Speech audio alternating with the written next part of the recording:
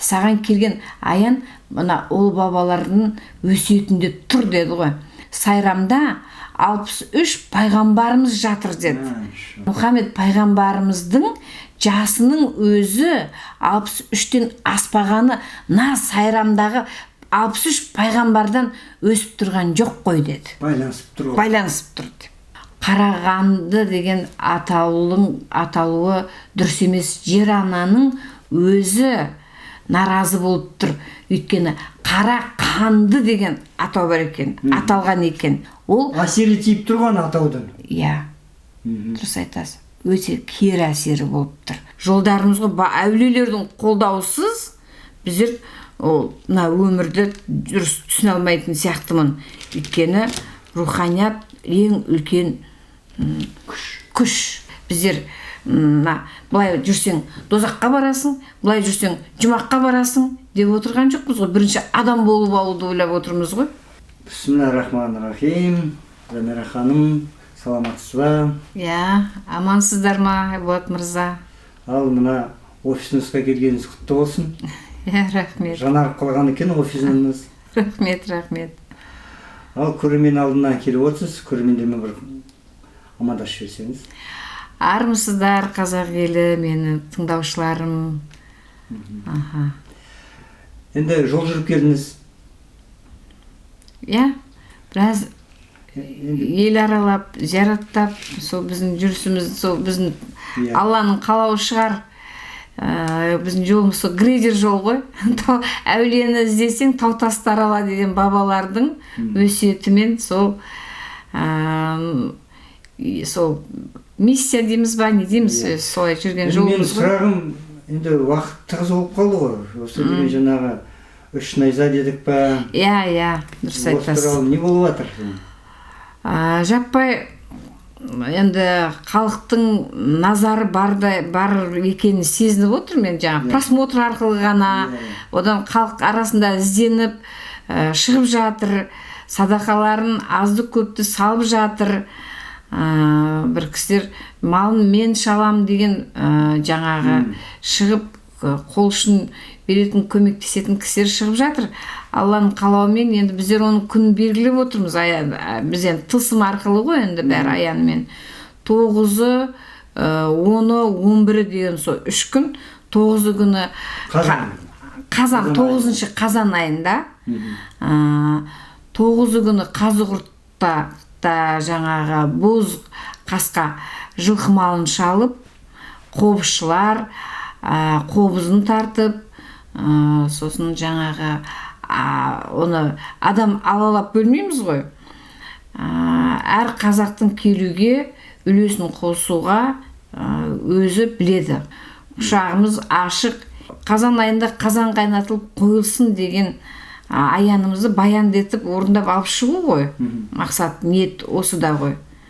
Енді ұлы күш, ұлы әруақтардың разылығы болсын деген ниетіміз солай. Бұған бір қызығы, вот мырза, біз зиярат жасап жүрген кезде Баба Түкті Шашты Азизда тылсымнан ақпарат келді, аян келді. Оны мен Леспек ағамен бөлістім. Енді бұның алдында да айтып кеттік қой. Біздің өзіміз бір-бірімізге қабақ шытысып жүрген кезде біздің сыртқы жауымыз да бар ғой дегендей да. Бұл қазақты сиқырменен қара күштің жұмыс жасағаны бұл кеше бүгін болған жоқ қой. Қазаққа? Иә, қазаққа қиянат жасағандары. Әлі күшін жасап жатыр. Әлі күшін жасап жатыр. Бұны Кенесары хан бабамыздың басы алынғаннан кейін сыртқы жаулар күшейіп кеткендей өзім солай сезінем да. Тарихымыздың былай теңселіп кеткендігінен. Өз болжамым енді бұл әрине. Мен тарихшы емеспін, бірақ мән беріп мағынасын іздене бастайсың ғой. Одан мына Екатеринаның сөзін әр қазақ біледі. Екатерина жаңа вторая деп айтылады. Қазақ өзінің тарихын білсе, әлемді жаулап алады деп. Соның нүктесін қойды ғой. Содан қазаққа деген өшпенділіктері қатты күшейді ғой. Әр қазақ көздері жетіп отыр, қазақ өзін таныса, қазақ көтерілсе, олар деген бір деңгейі түсіп қала ма деген бір ой келеді. Қазақтың ұлы тектілігін жоюға кірісті ғой. Мен бұл әрине өз пікірім, өзімнің ойлауым, бұл аян келді деген нәрсе емес, тылсымнан ақпарат келді емес. Өзім ойлаймын, сол Екатерина II біздің қазақты құрттау дуалады деген ойды. Сенбеске басқа амал жоқ қой. Өйткені әр қазаққа жауласты ғой. Тарихын құртуға кіріскен, екі білегін сыбанып кіріскен апамыз сол. Енді апамыздың әруағы қапа болса бола берсін дегенде ғой енді да. Соны менің өзімше терең ойға кетесің амалсыз. Соны сөйтіп жүрген кезімде осы бір аян келді ғой тылсымнан. Бір жауап алғандай мәз болдым. Бір жақсылық. Құдай қаласа, біздер қазір алтын ғасырды күтіп жүрміз ғой. Біздер қазір темір ғасыр, одан алтын ғасырға өтеміз дегендей да. Сол алтын ғасырымыздың алдыңғы баспалтағын басып қалатын шығармыз деген жақсы ниет та бұл.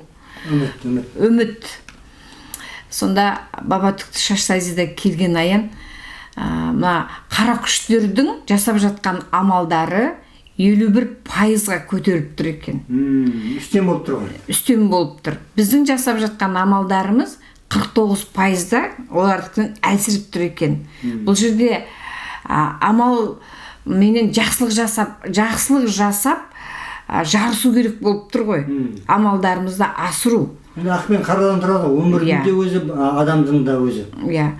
Солған келгенде Бабатүкті Шаштайзида осыны көрсетті да, егер жаңағы біздер амалымызды, аянымызды баяндетіп орындап шыққан кезде, Қазығұрт, ата жұртымыз, қарт Қазығұрт Әулиетау, сол әулиелігін көрсететін шығар қосқан аты көтерілгенде. Сонда 63%-ді көрсетті ғой. Оны есте салып мәз болып, мен бірінші бұлына бөлісетінім 63%. Көтерілу керек. Көтеріледі деген келді. Соны мәз болып қуанып, қуанышым қойныма сыймай, Лесбек ағаға қарай шығам ғой мен. Ой, аға, маған осындай бір сүйінші десем де болатын шығар. Аға, осындай бір жақсы хабар келді тылсымнан. Осыған қалай қарайсыз? Мен бір сенімім үлкен дегенде аға. Замира, мына аман есен баяндетіп орындап алып шығайық халықпен. Елдікпен бірлікке деген рас екен. Мынаған бірігу керек. Өйткені деді, саған келген аян мына ол бабалардың өсиетінде тұр деді ғой. Сайрам Қазығұрттың бауыры. Сайрамда 63 пайғамбарымыз жатыр деді. Кітапта тұр ол деді. 63 пайғамбар. 63 пайғамбар жатыр деді. Яғни бізде тек Сайрамда ғана. Бір Сайрамның өзінде. Сол 63 пайғамбарымыздың рухы көтерілетінін көрсетіп тұр ғой деді. Содан өсиетте бабалардың айтып кеткені деді. Мұхаммед пайғамбарымыздың жасының өзі 63-тен аспағаны Сайрамдағы 63 пайғамбардан өсіп тұрған жоқ қой деді. Байланысып тұр деп. Соны айтқан кезде мен бір расы керек, Айболат мырза, мен қуандым. 63 пайғамбарымыздың рухы көтеріп жұмыс істеп кетсе, қазақ елі жаңағы қара сиқырлардан азат етіледі, құтылады екенбіз наконец-то дегенде ғой. Біз кезінде біздің қазақ текті халықпыз ғой, енді тектілігімізге оралайық деген. Әрбір қазақ кезінде ауру бағып, ауру емші, домшы дегенде іздеп жүрмеген. Олар өздері емдеп, сүт дегені ем болып, өрісі дұрыс болғасын ауырмайды да ғой. Руханияттарына жалғанған ғой. Руханиятқа жалғанып, ата-баба әруақтарын қолдауы жақсы болған ғой, әулиелер демеп тұрған. Қазір әрбір үйде менің бірінші жанайқайымның айқайлайтынын сізде біраз шамалап біліп қалдыңыз ғой. Менікі ауруларды емдеп отыру деген ол біздің тегімізде емес қой. Аурудан құтылу керек қой. Мемлекет ауруменен алысқанда біз мемлекет дамымайды ғой.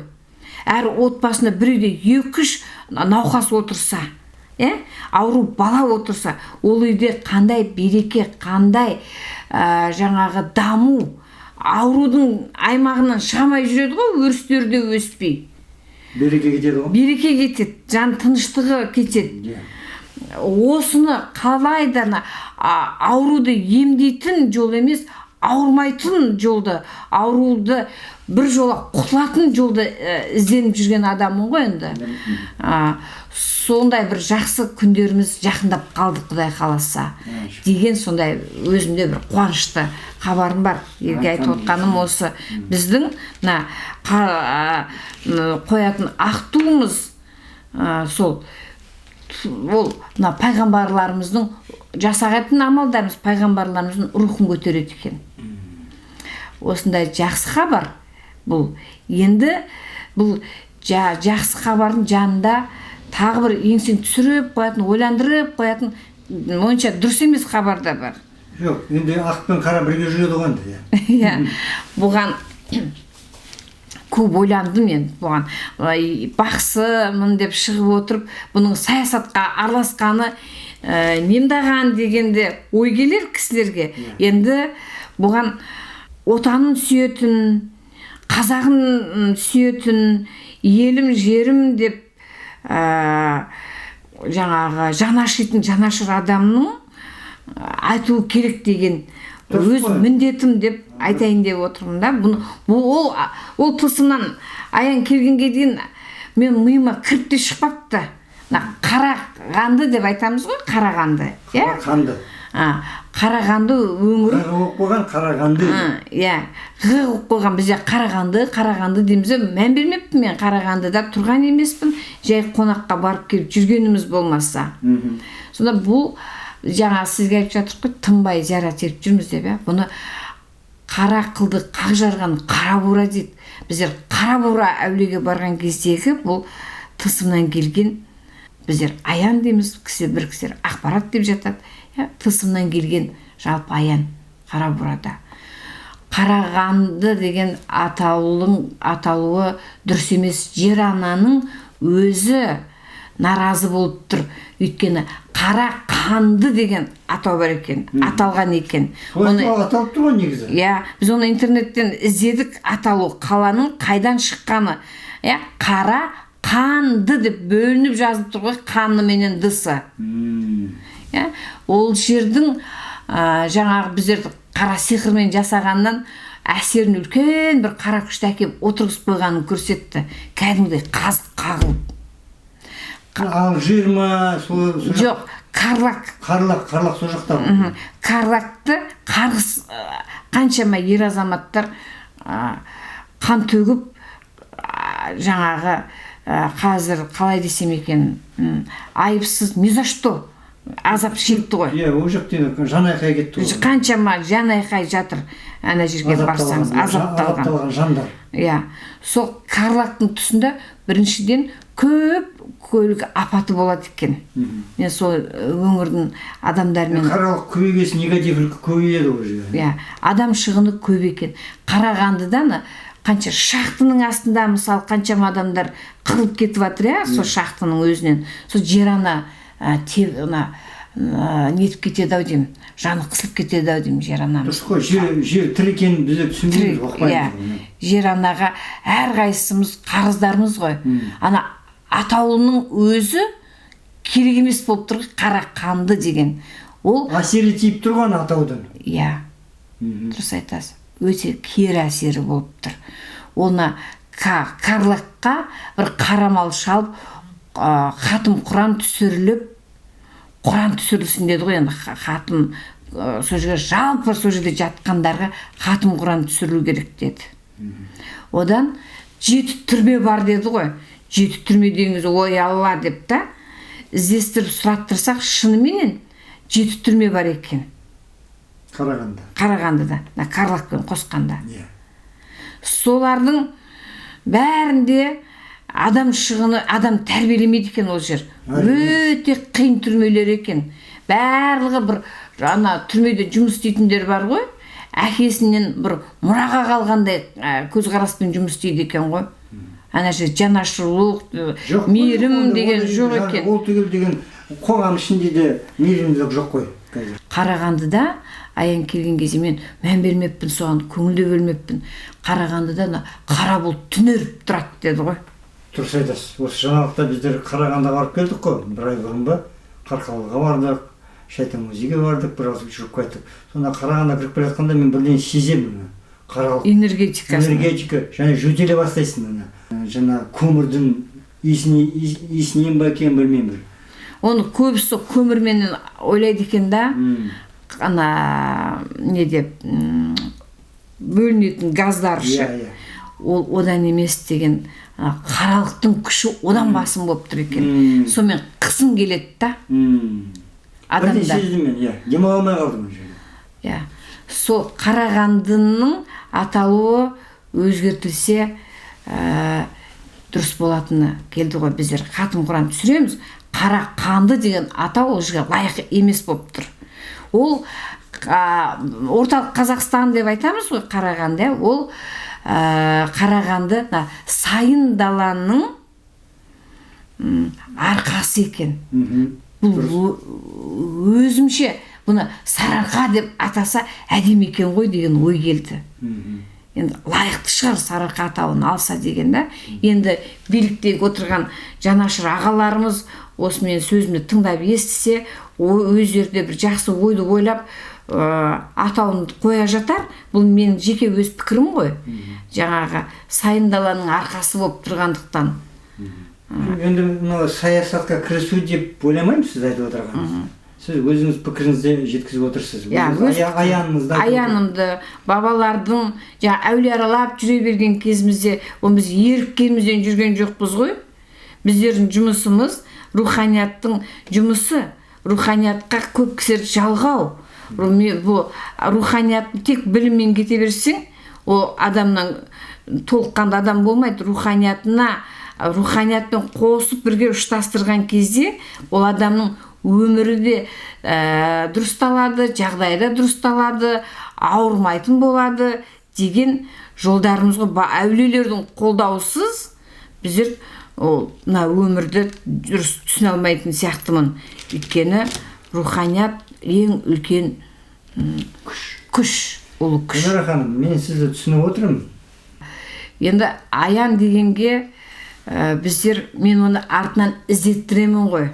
Бабалардың өсиетімен, бүгін аян келсе, бүгін жүріп кеп айта қоймаймыз. Жан-жақты ізденем, өзіме жауап берем да, мен басқа кісілерге емес. Бірақ әр кісінің аян келген кезде ол ұлтын, халқын жақсы көргеннен айтады деп ойлаймын. Олардікі де бір жақсы амалдар. Олар жаңағы казино салайық деп жатқан жоқ қой. Адастырайық деп. Болмаса түрме салайық, түрмені көбейтейік деп жатқан жоқ қой. Ол жақсы амалдарын халықтың алдында, осы халықтың не дейміз, бір азаматтық борышы оны өзінің айтып кету. Ол орындалады ма, орындалмайды ма, ол бұйрықпен болады ғой. Орындалатын нәрсе дүние орындалады. Орындалмайтыны, оны не істесең де орындалмайды. Мен сізді түсініп отырмын. Келісемін сізбен. Енді мына билікте отырған адамдарға бәрі байланысты ғой. Бұл айтып отырғаныңыздың сөзінде растық бар. Енді биліктің құлағына алтын сырға дейміз ғой енді. Ажалын олар өздері біледі, сіздікі тек жеткізу ғой. Бұнда ешқандай саясат тұрған жоқ деп ойлаймын. Сізбен мен де қосылам, Айболат мырза. Бұл отан сүйетін адамдар алға шығады ғой. Біздер жаңа алтын ғасырды күтіп отырмыз ғой.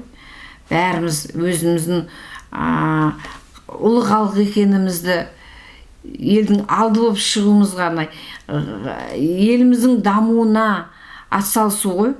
Жалпы айтқанда, дұрыс адам болсаң, білім қонады ғой. Дұрыс болмысың, дұрыс болмаса, ұрпағың дұрыс болмаса, сен қашан дамисың, қашан боласың адам.